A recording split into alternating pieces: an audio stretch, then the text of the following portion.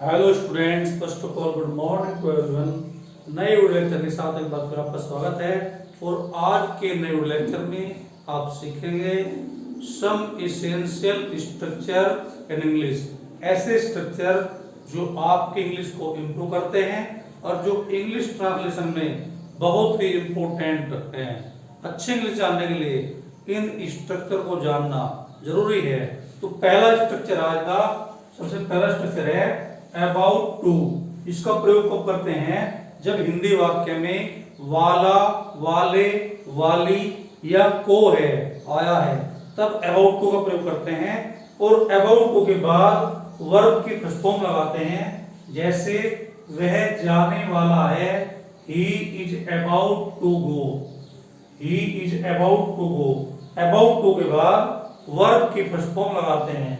इस तरह से 5 बजने को थे, इट वॉज अबाउट टू 5। इसमें मॉडर्न इंग्लिश में 5 ओ क्लॉक लिखना जरूरी नहीं है, आप इतना लिख दीजिए इट वॉज अबाउट टू 5, उससे काम चल जाएगा। इसी तरह से अगला स्ट्रक्चर है बिगेन टू। बिगेन टू का प्रयोग कब करते हैं? जब हिंदी वाक्य में आता है लगा, लगे, लगी, कोई व्यक्ति कोई कार्य करने लगा, तब बिगेन टू का प्रयोग करते हैं। बिगेन टू के बाद भी वर्ब की फर्स्ट फॉर्म भी लगाते हैं। जिस तरह से वह खेलने लगा, ही बिगेन टू प्ले, यानी बिगेन टू के बाद फर्स्ट फॉर्म लगाएंगे।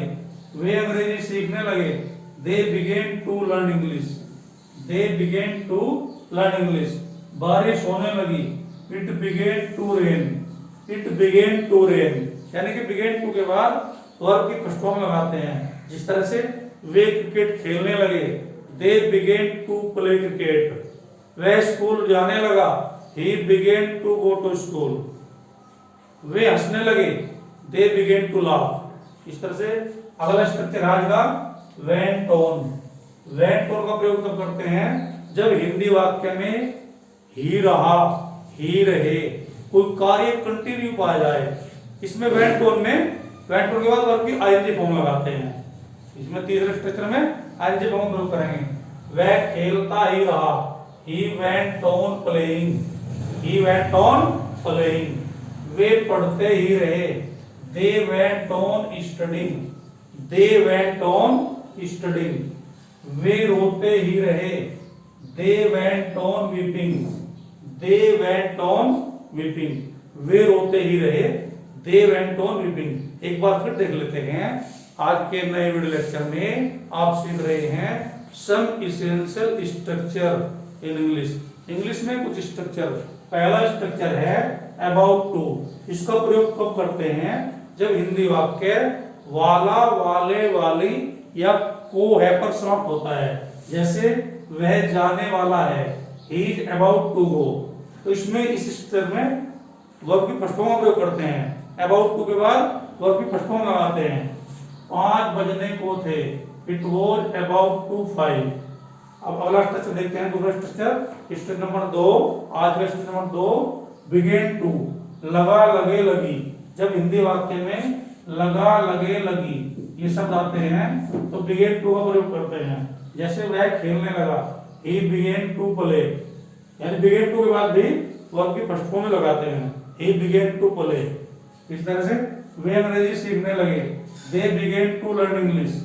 बारिश होने लगी, it begin to rain. Begin to के बाद वर्ब की फर्स्ट फॉर्म लगाते हैं। अब देख लेते हैं तीसरा स्ट्रक्चर। तीसरा स्ट्रक्चर है वेंट ऑन, यानी कि थर्ड स्ट्रक्चर वेंट ऑन।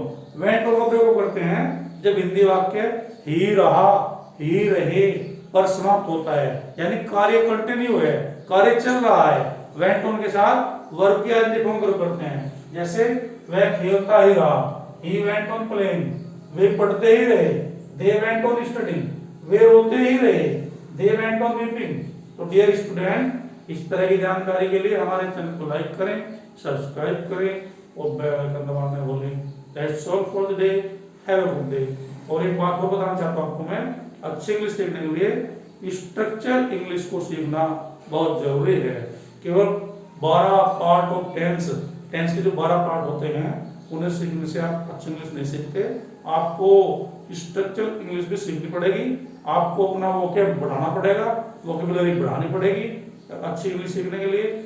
जो जरूरी है, सबसे पहले ट्रांसलेशन सीखिए, 12 पार्ट टेंसेस सीखिए, उसके बाद स्ट्रक्चरल इंग्लिश सीखिए, उसके बाद वोकैब यानी कि अपनी जो नॉलेज है, वर्ड पावर जो है उसे बढ़ाइए, तब आप अच्छी इंग्लिश सीख सकते हैं। That's all for the day, have a good day.